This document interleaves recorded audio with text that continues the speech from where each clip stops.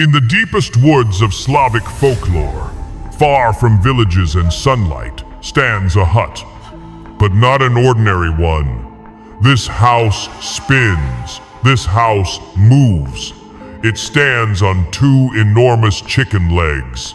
And inside lives a woman, or maybe a monster.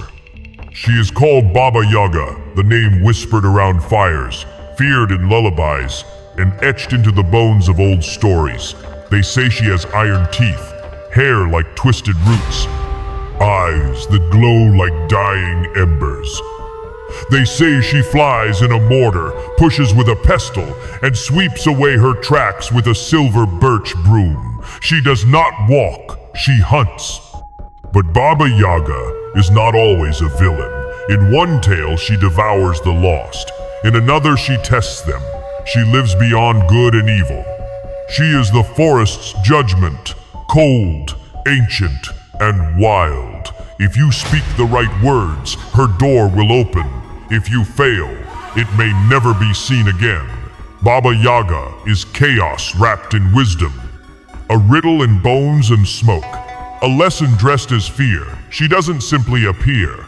She arrives when you're unready and need her most. Baba Yaga didn't just appear in stories. She grew from something older. Before she was a witch, before she was a name whispered in fear, she may have been a goddess. Some say she descended from a Slavic death deity. Others claim she was once the spirit of the wild, a protector of life, death, and rebirth. Her house on chicken legs? Maybe not random at all.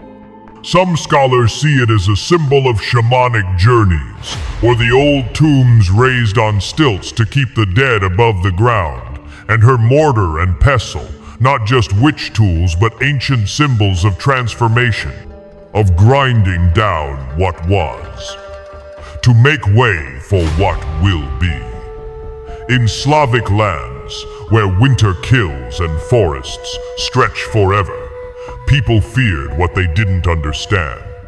So they turned a goddess of nature into a hag of nightmares. They gave her claws and curses and buried her wisdom beneath layers of fear. But some truths survive, and Baba Yaga, she never left. She simply changed shape. She became the test at the edge of the woods, the one who asks not, "Are you strong?" but "Are you wise?" Because in every tale, Baba Yaga guards something sacred: fire, freedom, or truth. But she never gives it away. You have to earn it. Meeting Baba Yaga is never easy. She doesn't appear with kindness. She doesn't offer help freely. She waits at the edge of the known world, a guardian of mystery and change. In Russian folktales, young heroes often find her hut deep in the forest. They are lost, desperate, or in search of something powerful. And she is the gate they must pass. One of the most famous? Vasilisa the Beautiful.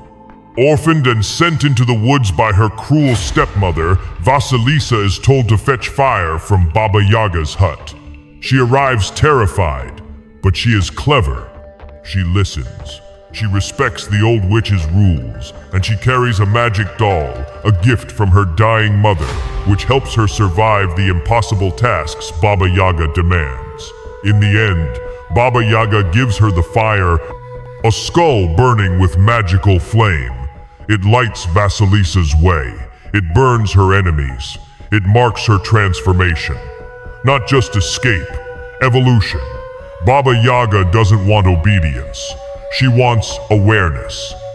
She destroys the foolish, but gives power to the perceptive. Many enter her forest. Few return unchanged. She is not just a test. She is the path. The flame she guards is not just light. It's the fire of truth, and it burns. Centuries have passed, but Baba Yaga still haunts the edges of our stories. She has moved from whispered tales to pages of books, from campfire fears to movie screens. Yet the essence remains, a woman who lives by her own rules. In a world that still tries to tame women, Baba Yaga refuses to be categorized. She is not young, not soft, not polite. She is wild, powerful, unashamed. To some, she's terrifying. To others, she's a feminist icon. Modern writers and artists have embraced her as a symbol of rebellion, not against order but against control, against the idea that women must be one thing to be accepted. She is the witch who owns her space, who chooses solitude over servitude, who punishes ignorance and rewards insight.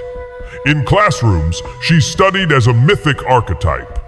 In graphic novels, she walks again chicken-legged house and all. In feminist essays, she stands tall as a figure of wild, untamed power. And for many women today, Baba Yaga is no longer a warning. She's a guide, a reminder that strength doesn't always come in beautiful forms, and that sometimes the scariest woman in the woods is the one who knows herself best. So next time you hear her name, don't flinch, don't whisper, speak it with reverence, speak it with power. Baba Yaga.